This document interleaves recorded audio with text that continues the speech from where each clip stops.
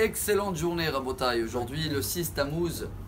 Qui est mieux que nous, la vérité, d'essayer de partager comme ça tous les jours des messages dans la paracha, ce qui veut dire le texte divin, qui va changer notre vie.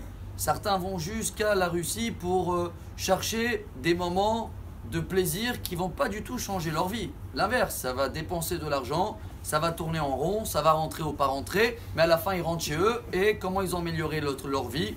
Pour cela, j'ai eu même hier quelqu'un qui est en Russie et il a demandé de l'envoyer les courses au Ranot. Alors bravo, vous voyez que même ceux-là qui tournent en rond comme nous, on tourne tous en rond, mais ils gardent quand même les messages divins.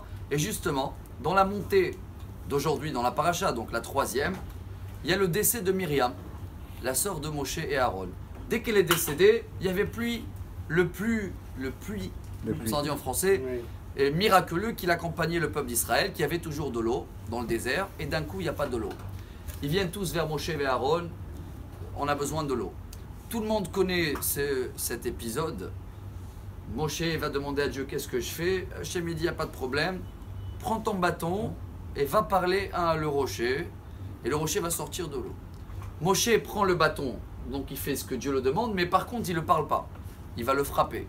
Une fois, il va sortir un peu d'eau. Deuxième fois, il va sortir beaucoup d'eau. Tout le monde, ils ont bu. Et voilà, l'affaire est classée. Mais l'histoire commence. Hachem dit, dans la montée d'aujourd'hui, à Moshe et Aaron, car vous ne m'avez pas écouté de parler au rocher, vous n'allez pas rentrer en Israël. On se trouve aujourd'hui juste devant la rentrée d'Israël après 40 ans dans le désert. Chers amis, je vous demande, Moshe Rabbeinu toujours a écouté Dieu à la lettre. Ça se dit comme ça en français? Exact. Qu'est-ce qui a pris, si on peut essayer de comprendre, à Moshe de frapper le rocher et de changer la parole de Dieu et de prendre une punition si dure de ne pas rentrer en Israël? Je vais partager avec vous quelque chose qu'on a partagé l'année dernière, unique. Moi je l'ai écouté au nom de Admor de Tzanz, qui a survécu la Shoah, qui a perdu sa femme et 11 enfants, et qui nous apprend que Moshe Rabbeinu savait très très bien ce qu'il fait. Il savait que Dieu l'a demandé de parler, mais malgré ça, il a décidé de frapper parce qu'il a mis devant ses yeux un calcul géant. Et voilà ce qu'on doit essayer, nous, d'apprendre dans notre vie. Il a dit, attends, si je vais parler au rocher, le rocher va m'écouter.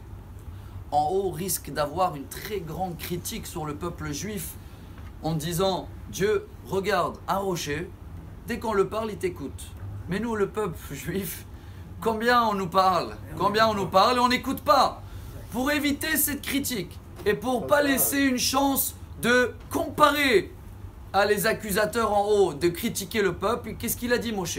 J'encaisse, je vais frapper, il n'y a plus de comparaison à faire.